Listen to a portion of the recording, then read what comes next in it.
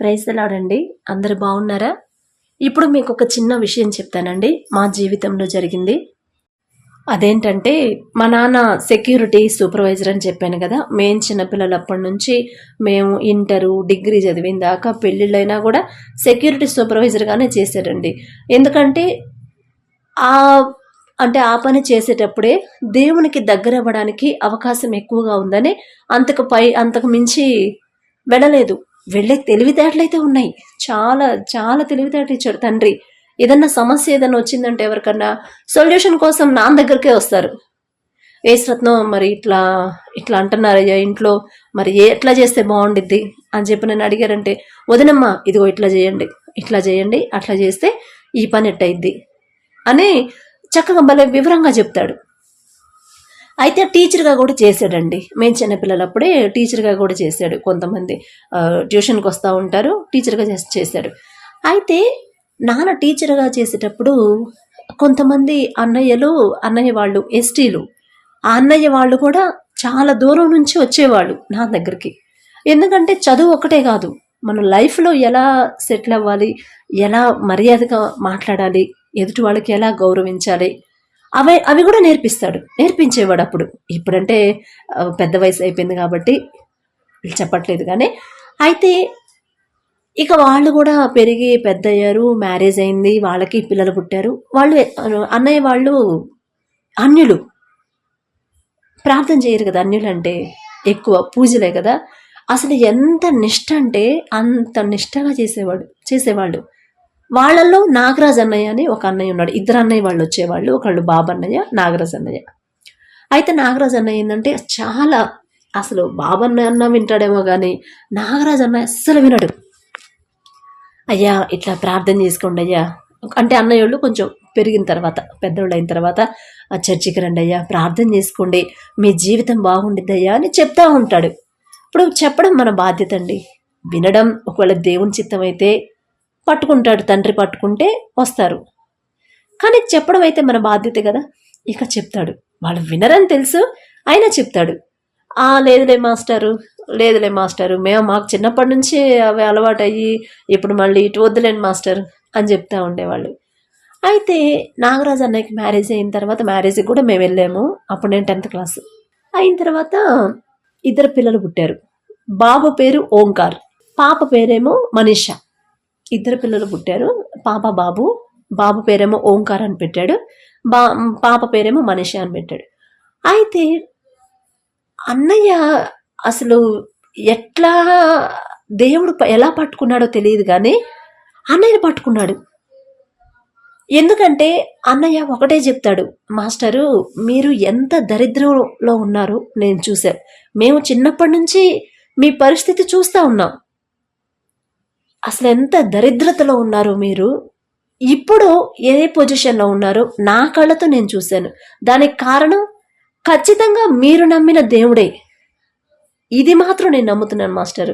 అందుకనే నేను మీ యేసు ప్రభు నమ్ముకుంటున్నాను అని చెప్పాడంట. మొన్న ఇంటికి వచ్చాడంట, నేను ఇక్కడ ఉన్నాను కదా హైదరాబాద్లో.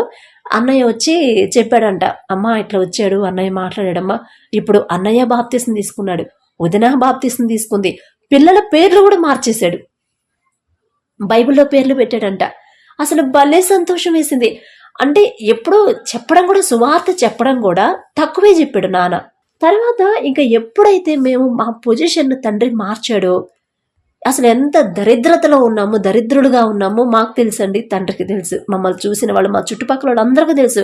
కాలనీ మొత్తం మీద, మాకున్న కాలనీ మొత్తం మీద పూరి గుడిసెలు అంటే రెండండి. ఒకటి మాది, ఇంకొకటి మమ్మల్ని ఎగతాళి చేశారు కదా, వాళ్ళు ఇప్పుడు కూడా పూరి గుడిసెలోనే ఉన్నారని చెప్పాను కదా, వాళ్ళది. ఈ 2 ఇళ్ళు తప్ప ఇక అన్నీ కనీసం పెంకుటిల్లో లేదా ఒక స్లాబ్ వేసుకుంటామో, రేకులు వేసుకుంటామో ఆ పొజిషన్లో ఉన్నారు. కానీ మేమన్నంత ఇది తక్కువలో ఎవరు లేరండి. అది అన్నయ్యోళ్ళు చూశారు, వాళ్ళ కళ్ళతో వాళ్ళే చూశారు. ఆ స్థితిలో కూడా మమ్మల్ని చదివించాడు నాన్న. అంటే ఆ కార్యం చేసింది ఎవరు? తండ్రి, దేవుని కృపే. కానీ నాన్న తెలివితేటలు కాదు కదండి. అన్నయ్య చెప్పాడంట మొన్నొచ్చి, మాస్టరు అసలు నేను మారడానికి మెయిన్ కారణం మీరే, మీ పరిస్థితే. మీరు ఎంత ఎంత దరిద్రతలో ఉన్నారో, దరిద్రులుగా ఉన్నారో నేను చూశాను. ఇప్పుడు ఎంత మంచి పొజిషన్లో ఉన్నారో కూడా నా కళ్ళతో నేను చూశాను. అది మీ గొప్పతనం కాదు మాస్టరు, అది మీరు నమ్మిన, మీరు ప్రార్థన చేసే దేవుని గొప్పతనం. అందుకే నేను మారుతున్నాను, నేను మారాను, నేను బాప్తీసం తీసుకున్నాను, నా భార్య కూడా బాప్తీసం తీసుకుంది, పిల్లల పేర్లు కూడా మార్చేసాను మాస్టరు, బైబిల్లో పేర్లు పెట్టాను ఇద్దరికి అని చెప్పాడంట. అసలు భలే సంతోషం వేసిందండి. అంటే మన పద్ధతులను బట్టి, మన ప్రవర్తన బట్టి, మనం మాట్లాడే మాటను బట్టి, ఎదుటోళ్ళ మీద చూపించే ప్రేమను బట్టే ఎదుటోళ్ళు మారతారండి. ఇక మనం ప్రత్యేకంగా వాళ్ళకి సువార్త చెప్పక్కర్లేదు. ఎప్పుడు ఒకళ్ళ ఇంటికి గొడవకి వెళ్ళడం కానీ వాళ్ళు చూడలేదు అన్నయ్య వాళ్ళు. ఎవరన్నా మాట మమ్మల్ని అన్నా కూడా తిరిగి మాట్లాడడం చూడలా. అసలు అమ్మ మీరు అంత నెమ్మదిగా, అసలు నిజంగా అమ్మ మీ వయసు వాళ్ళని నేను అక్కడ చూశాను మా ఇళ్ళ దగ్గర, ఏమి గొడవలు ఆడతారోనమ్మా, ఏం అరుస్తారో, వాళ్ళ అమ్మోళ్ళకి ఏమి ఎదురు మాట్లాడతారో, మాట వినరమ్మా అసలు అంటారు అన్నయ్య వాళ్ళు, వాళ్ళ అన్యులు. కానీ తండ్రి ఎంత గొప్ప అవకాశం ఇచ్చాడు కదా. మాకైతే అర్హత లేదండి, అసలు ఎటువంటి అర్హత లేని వాళ్ళం. కానీ మీ కుటుంబాన్ని చూసే, మిమ్మల్ని చూసే నేను మారుతున్నాను అంటాడు. ఆ అన్నయ్య మారాడు. మళ్ళీ ముస్లిం మామయ్య అంటే ఫ్యామిలీ ఫ్రెండ్ లాగా, ఆ మామయ్య అదే అంటాడు, ఫ్యామిలీ ఫ్రెండ్ లాగా ఉంటాడు. అసలు బావా నిజంగా మీరు ఏ పొజిషన్లో ఉన్నారు ఆయన కూడా చూశాడు. మేము చిన్నపిల్లలప్పటి నుంచి ఆయన కూడా చూశాడు. అప్పటి నుంచి ఇప్పుడు మీరు ఇల్లు కట్టి మంచి పొజిషన్, పిల్లల్ని చదివించుకొని సెటిల్ చేసి ఇప్పుడు ప్రశాంతంగా ఉన్నారు. ఈ పొజిషన్, దీనికి కారణం కేవలం మీరు నమ్మిన యేసు ప్రభువే బావా అని వాళ్ళే సాక్ష్యం ఇచ్చారండి. ఎంత గొప్ప అవకాశం ఇచ్చాడు కదా తండ్రి. అసలు ఏమిచ్చి తండ్రి రుణం తీర్చుకోగలవండి? ఎంత ధన్యత ఇచ్చాడు. అంతకన్నా మనకేం కావాలండి? మాకైతే ఇంకేం అవసరం లేదండి. మాకు కోట్లు లక్షలు, పెద్ద పెద్ద బిల్డింగులు వద్దు, పెద్ద పెద్ద కార్లు వద్దు, మాకు ఏం వద్దండి. ఆ మాట చాలు. దేవుని దృష్టిలో మేమున్నాం అంటే మేమున్నాం అనే మాట చెప్పే అర్హత కూడా నాకు లేదు. కానీ తండ్రి దృష్టి మా మీద ఉంది, చాలు. అంతకన్నా ఏమొద్దండి. అసలు అన్నయ్య దేవుని చిత్తమైతే, దేవుని కృప, దేవుని చిత్తమైతే అన్నయ్య దగ్గరికి వెళ్ళి నేను ఇంటర్వ్యూ తీసుకొని అప్లోడ్ చేస్తానండి. మీరు చూడండి, అంటే అన్నయ్య ఎలా దేవుల్లో రక్షించబడ్డాడు, ఎలా మారారు అనేది నేను ఒక ఇంటర్వ్యూ అడుగుతాను. అన్నయ్య ఒప్పుకుంటే దేవుని చిత్తంలో ఇంటర్వ్యూ తీసుకొని వీడియో తీసి పెడతాను. అసలు ఎంత గొప్ప ధన్యత ఇచ్చాడండి తండ్రి. ఇంకేం కావాలండి ఈ జన్మకి మనకి? ఇప్పుడు ఆ అన్నయ్య వెళ్ళి వేరే వాళ్ళకి చెప్తాడు కదా, వాళ్ళ ఫ్రెండ్స్ చెప్తాడు కదా, అయ్యా అది కాదయ్యా, నేను ఇన్ని సంవత్సరాలు చేశాను భక్తి, నా వయసు పెళ్ళి అయిందాక కూడా చేశాను పుట్టిన దగ్గర నుంచి, కానీ అది కాదు ఇది. ఇప్పుడు అన్నయ్య వాళ్ళు మంచి పొజిషన్లో ఉన్నారు. ఒకప్పుడు అన్నయ్య వాళ్ళు చదువుకున్నారు, కానీ అన్నయ్య ఏంటంటే సినిమాలో రైటర్గా ఉండాలనేది అన్నయ్య కోరిక, రైటర్ అవ్వాలని చాలా ప్రయత్నాలు చేశాడు. హైదరాబాద్లోనే ఉన్నాడు, మ్యారేజ్ కాకముందు తినక చాలా ట్రై చేశాడు, కానీ రాలేదు. ఇప్పుడు ఏదో బిజినెస్ స్టార్ట్ చేశారంట బాప్తీసం తీసుకున్న తర్వాత. ఆ బిజినెస్ మంచి డెవలప్ అవుతా మంచి పొజిషన్లో ఉన్నారు. ఇచ్చాడు తండ్రి. కాబట్టి దేవుడు అన్యాయస్తుడు కాడండి. ఏదైనా సరే మనం కష్టాల్లో ఉన్నా, లాభాల్లో ఉన్నా, నష్టాల్లో ఉన్నా, శ్రమల్లో ఉన్నా, ఆనందంలో ఉన్నా అది మన మీదే ఆధారపడి ఉండిద్దండి. తండ్రి చెప్పింది చెయ్యొద్దు అని చెప్పాడంటే ఖచ్చితంగా చెయ్యొద్దు. ఇదొక్కటే కదా, ఈ చిన్నదే కదా అనుకుంటే మాత్రం మనం కోరి మన కష్టాలని, శ్రమలు తెచ్చుకున్నట్టే. నేను అదే చెప్తానండి. అంటే నా మాటలు కాదు ఇది, తండ్రి ఏదో కృప ఉండబట్టి చెప్పగలుగుతున్నాను కాదు, నా మాటలు, నా సొంత మాటలు కాదండి. అసలు ఎంత గొప్ప ధన్యత ఇచ్చాడు. ఇప్పుడు మనల్ని చూసి పక్కనోళ్ళు మారారంటే అది మనం చెప్పకుండా ఎప్పుడో ఒకసారి చెప్పేవాడు. వాళ్ళు చిన్నప్పుడు చెప్పినా పెద్దగా పట్టించుకునేవాళ్ళు కాదు. కొంచెం వయసు వచ్చిన తర్వాత ఎక్కువ చెప్పినా సర్లే మాస్టర్ అనేవాడు, ఎక్కువ పెద్ద శ్రద్ధగా పెట్టేవాడు కాదు. కానీ వాళ్ళంతటా వాళ్ళు చూసి వాళ్ళంతటా వాళ్ళే మారారు అంటే ఎంత గొప్ప ధన్యత తండ్రి ఇచ్చినట్టు. కాబట్టి మన మాట తీరును బట్టి ఎదుటోళ్ళు మాట్లాడతారండి. మన ప్రవర్తన బట్టి ఎదుటోళ్ళు ప్రవర్తిస్తారు. మన పద్ధతిని బట్టి ఎదుటోళ్ళ పద్ధతి ఉండిద్ది. ప్రతి దాంట్లో కూడా మనల్లో దేవుని ప్రేమ చూడాలండి.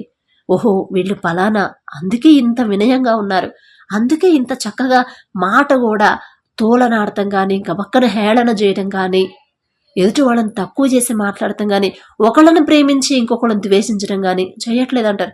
నేను ఆఫీస్లోకి వెళ్ళినప్పుడు, ఇప్పుడైతే వెళ్ళట్లేదులండి, ఆఫీస్కి వెళ్ళట్లేదు, కానీ ఆఫీస్కి వెళ్ళినప్పుడైతే అక్కడ ఎక్కువ శాతం క్రిస్టియన్స్ ఉండేవాళ్ళు, కొంతమంది ఒకళ్ళు ఇద్దరు ముస్లిమ్స్ ఉండేవాళ్ళు, కొంతమంది వేరే అన్యులు ఉండేవాళ్ళు. అయితే ఇప్పుడు వాళ్ళకే గొడవలు పడదు. స్టాఫ్ ఉంటే లేడీస్ ఎంతమంది, ఒక 10 మంది 11 మంది ఉండేవాళ్ళు. గొడవలు అవుతూ ఉంటాయి. వాళ్ళల్లో ఒక ఆమె క్రిస్టియన్, ఆమె కొంచెం హెడ్, అందరికన్నా సీనియర్, భలే ర్యాష్గా మాట్లాడిద్ది. అరే అమ్మ, అట్లా చెయ్యకమ్మా, నేను అంటే వయసులో నాకన్నా చిన్నదే, ఆఫీసులో మాత్రం పెద్దది, సర్వీస్ సీనియర్. అమ్మ అట్లా చెప్పకు, మనం క్రైస్తవులం, మన మాటను బట్టే కదా వాళ్ళు మనకు లోబడేది, మన ప్రేమను, మనం చూపించే ప్రేమను బట్టే కదా దేవుని ప్రేమ వాళ్ళు తెలుసుకుంటారంటే, ఇదే ఆఫీస్ అక్క, ఆఫీస్ లాగే ఉండాలంటే ఉండండి, తప్పులేదు, కానీ ప్రేమగా చెప్పండి అంట నేను. మళ్ళీ వాళ్ళు బాధపడతారు కదండి, వాళ్ళేం చిన్నపిల్లలు కాదు, మన కొలీగ్స్ అంటే మన వయసు వాళ్ళే, కాకపోతే 2 సంవత్సరాలు చిన్నోళ్ళు అనుకోండి, బాధపడతారు కదా. ఇప్పుడు వాళ్ళు బాధపడ్డారంటే మన ఎంత దేవునికి మనం చెప్పాలి కదా, లెక్క చెప్పాలి కదా. అమ్మా నువ్వు చెప్పు, కానీ బైబిల్లో వాక్యం ఉండేది కదా, మృదువైన మాట క్రోధమును చల్లార్చును అని. ఎంత ఇద్దరు అరుచుకుంటూ ఉంటారు, ఒక్క మాట చెప్పంగానే ఆపేస్తారు. అట్లా కాదక్క, మరి ఇట్లా చెప్పాలి కదా, ఈ పని అట్లా చేయాలి కదా అంటే, అమ్మా చేసిద్ది, కానీ నువ్వు అట్లా చెప్పొద్దమ్మా, ఎందుకంటే బాధపడిద్ది, తను బాధపడితే మనం పని చేయించుకుంటుంది కరెక్ట్ కాదు కదా. నువ్వు ప్రేమగా చెప్పు, నువ్వు ఒక పని ఇస్తే 2 పనులు చేస్తాననిద్ది. అక్క అది కూడా నాకు ఇవ్వండి మేడం, నేను చేస్తాను అంటారు వాళ్ళు, అవునా కదా. ఇక తర్వాత ఇక వాళ్ళలో వాళ్ళు గొడవలు అవుతా ఉంటే, అమ్మ అది కాదు ఇది కాదు, అందరికీ ఇక ప్రాబ్లం సాల్వ్ చేసే కృప తండ్రి ఇచ్చాడు. మళ్ళీ వాళ్ళందరినీ ఒకటి చేసి ఏదన్నా సరే, ఇంత చిన్న విషయమైనా సరే నా దగ్గరకు వచ్చేస్తారు. కానీ భలే అసలు తండ్రి ఎంత గొప్పగా ప్రేమించాడంటే, ఆయన కృప మన మాట తీరును బట్టి, మన పద్ధతిని బట్టి వినయ విధేయతలుగానే ఉండాలండి. ఇప్పుడున్న సమాజంలో, ఇప్పుడున్న రోజుల్లో అట్లా కుదరదులే సిస్టర్, మీరు చెప్పినంత ఈజీ కాదులే ఉండాలంటే, కుదరదండి. మన వల్ల అయితే కుదరదు, కానీ తండ్రి కుదిరిద్ది కదా. మన వల్ల మనకే సాధ్యం కాదు, కానీ తండ్రికి, మనల్ని పుట్టించిన తండ్రికి సాధ్యం కాదా. కానీ అడగడం వల్లే అది మనకు వచ్చింది. తండ్రిని అడిగితేనే, నేను అడిగాను తండ్రి నాకు ఇచ్చాడు, అయ్యా నాకైతే అర్హత లేదయ్యా అడిగే అర్హత, కానీ అడుగుతున్నాను, సాత్వికమైన మనసు నాకు ఇవ్వు, నా మాటల వల్ల ఎదుటి వాళ్ళు బాధపడకూడదు, వాళ్ళు బాధపడితే నాకు మనశ్శాంతిగా ఉండదయ్యా, ఆ మనసు మీది కాదు, మీ మనసే నాకు ఇవ్వండి. మాటలోనైనా, ప్రవర్తనలోనైనా, పద్ధతిలోనైనా, ప్రతి విషయంలో కూడా మీ మనసే నాకు ఇవ్వండి, మీ పద్ధతి నాకు ఇవ్వండి. నా అంతటా నేను చేయలేను, నా అంతటా నేను మాట్లాడలేను, కానీ మీరు నాకు ఇస్తే నేను మాట్లాడతానయ్యా అని తండ్రిని కన్నీటితో అడగండి. మీ వినయం విధేయత మీదే, మీ తగ్గింపు జీవితం మీదే మీకు రావాల్సిన ఆశీర్వాదాలు ఆటోమేటిక్గా వస్తాయండి. మాకు వచ్చాయి కదా, మేమేమి ప్రత్యేకంగా అడగలేదు తండ్రిని, మాకు ఇల్లు ఇవ్వయ్యా, మాకు స్థలం ఇవ్వయ్యా, ఒక మంచి ఫ్లాట్ ఇవ్వయ్యా, ఒక మంచి పొలం ఇవ్వయ్యా, మేము అడగలేదండి, అడగకుండానే తండ్రి ఇచ్చాడు. అది ఏంటంటే కేవలం తగ్గింపు జీవితం ఇవ్వయ్యా అని అడిగే మనసు కూడా తండ్రి ఇచ్చాడండి. కాబట్టి ఇలా మీరు మనసు ట్రై చేసుకోండి. నేను అందుకు తగ్గింపు ప్రార్థన అంటే, ప్రార్థన దగ్గర నుంచే మనం తగ్గాలండి. మామూలుగా ఒక స్నేహితుడితో మనం మాట్లాడేటప్పుడు ఎలా మాట్లాడతామో మాట్లాడమని చెప్తారు తండ్రితో, కానీ అంత గొప్ప సర్వ సృష్టికర్తతో అలా మాట్లాడే అర్హత మనకుందండి. మోదీ గారు అంటే చెప్పకూడదు, ఇప్పుడు మన పిఎం గారు ఉన్నారు, పిఎం గారి దగ్గరికి మనం వెళ్ళాము, అయ్యా నీకు పిఎం సార్ దగ్గర నుంచి కబురు వచ్చింది, వెళ్ళి కలవాలంటే మనం ఎలా మాట్లాడతాం, అసలు సరిగ్గా నిలబడతామా, వంగిపోతాం, ఇక ఆటోమేటిక్గా మన బాడీ బెండ్ అయిపోయింది కదా. ఒక మనిషి, ఆ పొజిషన్లో ఉన్న మనిషికే మనం అంత రెస్పెక్ట్ ఇస్తే, సర్వ సృష్టికర్త ఇక ఆయనకి ఎంత వినయంగా మాట్లాడాలండి. వినయంతో, నీ దాసుడను దాసురాలి కొడుకునయ్యా నేను అని దావీదు గారు, అంత గొప్ప రాజు చెప్తున్నాడు. ఎందుకు చెప్తున్నాడండి, అంత గొప్ప దేవుడు కాబట్టే మనం మనుషుల దగ్గర మన పొజిషన్ చూసి దేవుని దగ్గర కూడా నాది అదే పొజిషన్ అనుకోవద్దండి. మనుషుల దగ్గర మనం హెడ్ అయి ఉండొచ్చు, మేనేజర్ అయి ఉండొచ్చు, చైర్మన్ అయి ఉండొచ్చు, కానీ దేవుని దృష్టిలో మనం ఎంతండి? దేవుని దృష్టిలో మనం ఎంత, ఏ పాటి వాళ్ళం? కాబట్టి ఆ పొజిషన్ ఇచ్చింది తండ్రి కాబట్టి తండ్రి దగ్గర మనం చాలా వినయ విధేయత అక్కడ నుంచి నేర్చుకుంటేనే మన జీవితానికి కూడా వినయం అనేది కంటిన్యూ చేస్తాడు తండ్రి. ఇంకా క్రమక్రమంగా అభివృద్ధి చేస్తాడు. ఆ తగ్గింపు జీవితం మీరు కలిగి ఉండాలని మనస్ఫూర్తిగా నాకు ఆశ అండి. ప్రతి ఒక్కరూ దేవుని పాదాల దగ్గరే పడాల్సిందే. ఏ విషయంలోనైనా ఇది నా సొంత జ్ఞానం, నా సొంత టాలెంట్. ఒక పాట పాడితే ఆ ఘనత తండ్రికి రావాలన్నది నా ఆశ. నేను ఒప్పుకోనండి. ఫలానా సింగర్ బాగా పాడాడు, ఫలానా అబ్బాయి చాలా చక్కగా పాడతాడు అంటే నేను ఒప్పుకోను. పాడిన అతను గొప్పతనం కాదు, ఆ స్వరం ఇచ్చిన తండ్రి గొప్పవాడు అంటాను నేను. మరి మీరంటారా అనరా మీ ఇష్టం.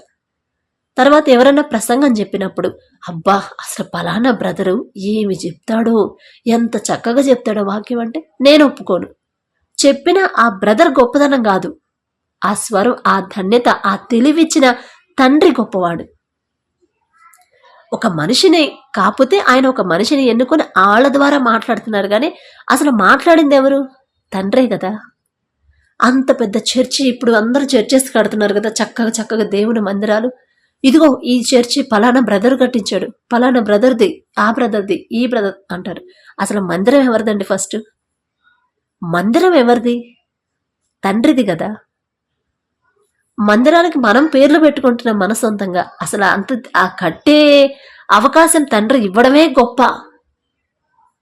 ఫలానా బ్రదర్ కట్టించాడు, బ్రదర్ ఫలానా వాళ్ళ కట్టించింది. ఆ చర్చిలు ఎవరు కట్టించారు? తండ్రే కదా. అదే నేను అనుకుంటాను. అదే గొప్పతనం వాళ్ళది కాదండి, తండ్రిది గొప్పతనం. అది తండ్రి ఇవ్వబట్టే వాళ్ళు పొందుకున్నారు అంటాను. ఎంతమంది చెప్పినా మాత్రం నేను ఒప్పుకోను. లేదు, ఎక్కడో చిన్న మారుమూల పాస్టర్గా ఉన్న ఆయన ఇప్పుడు ఇంత పెద్ద దైవజనుడు అయ్యాడంటే అది ఎవరిదండి? ఆ ధన్యత ఎవరిచ్చారు? తండ్రే కదా ఇచ్చింది. ఇంత పెద్ద చర్చి కట్టించాడు, ఆ బ్రదర్ కట్టించిన చర్చిది, పలానా బ్రదర్ అంటారు. అది కరెక్ట్ కాదండి, నేనైతే ఒప్పుకోను. ఆ కట్టించింది బ్రదర్ ద్వారా, తండ్రి కట్టించింది ఎవరంటే తండ్రి. అసలు దేవుని కృప లేకుండా అంత పెద్ద చర్చిని ఎలా కడతారండి? ప్రతి ఒక్కళ్ళు మనం మాట్లాడుకునేటప్పుడు కూడా దేవునికి రావాల్సిన ఘనత దేవునికి రావాల్సిందే. ఇప్పుడు మా అన్నయ్య అంత చక్కగా, అసలు మాస్టరు మిమ్మల్ని చూసే, మీరెంత ఆశీర్వదించబడ్డారో మిమ్మల్ని చూసే మీ దేవుని గొప్పతనం తెలుసుకున్నాం అన్నాడు, మారాడు, బాప్తిస్మం తీసుకున్నాడు, కుటుంబాన్ని కట్టుకున్నాడు. అసలు అంత నిష్ఠగా ఉన్న మనిషి. అదేనండి మన తగ్గింపు జీవితంలోనే అది కలిసిపోయి ఉండిద్ది. కానీ తగ్గింపు మనసు అనేది ఎక్కడి నుంచి స్టార్ట్ అవ్వాలంటే ప్రార్థన నుంచి స్టార్ట్ అవ్వాలి. అయ్యా నీ దాసురాలి కొడుకునయ్యా నేను. దాసుడు అంటే సర్వెంట్స్, దేవుని సర్వెంట్. అంటే దావీదు రాజు గారి అమ్మా నాన్నని ఒక దాసులుగా, సర్వెంట్స్గా అని చెప్తున్నాడు. ఈ దీనుడయ్యా నేను, దీనుడను అని ఎంత తగ్గింపండి. వాళ్ళకి ఏం అవసరం తగ్గించుకోవడానికి? అంటే ఆ పొజిషన్ వాళ్ళు చూసుకోవట్లా. ఆ పొజిషన్ అంటే నేను ఇంత పెద్ద రాజుని, ఇంత పెద్ద మందిలో, ఇంత జనాంగానికి నేనే రాజునే, నా మాట మీద నడుస్తారు అనేది లేదండి. అసలు ఆ పొజిషన్ ఇచ్చింది దేవుడు. అదే తండ్రి ఈ పొజిషన్ ఇవ్వకపోతే నేను ఒక గొర్రెల కాపర్ని అనుకున్నాడు కాబట్టి దేవుడు ఆయన్ని ఆశీర్వదించాడు, ఆయన సంతానాన్ని ఆశీర్వదించాడు. తరతరాలుగా దావీదు వంశం నుంచే తండ్రి వచ్చాడు, యేసుక్రీస్తు వారు వచ్చారు కదా. అలాగే ఇప్పుడు నేను అదే కోరుకుంటాను. మనల్ని బట్టి, మన పద్ధతిని బట్టి మన బిడ్డలు ఆశీర్వదించబడతారు, మన కుటుంబాలు, మన బంధువులు, మన రాష్ట్రం, మన దేశం ఆశీర్వదించాలి. దేవుని కాపుదల ఉండాలంటే మనం కరెక్ట్గా ఉండాలి. ఫస్ట్ ఇంట్లో దేవుని దృష్టిలో గర్వం, అహంకారం రాకూడదు. తగ్గింపు జీవితం నా వల్ల అయితే కాదయ్యా, కానీ మీరిస్తే నాకు వచ్చిద్దయ్యా. నేను ఆశగా ఉన్నానయ్యా, అడిగే అర్హత లేనిదాన్నయ్యా, తగ్గింపు జీవితం నాకు ఇవ్వయ్యా అని మీరు అడగగలిగితే అడగండి, మీ జీవితం మారిపోయిద్ది.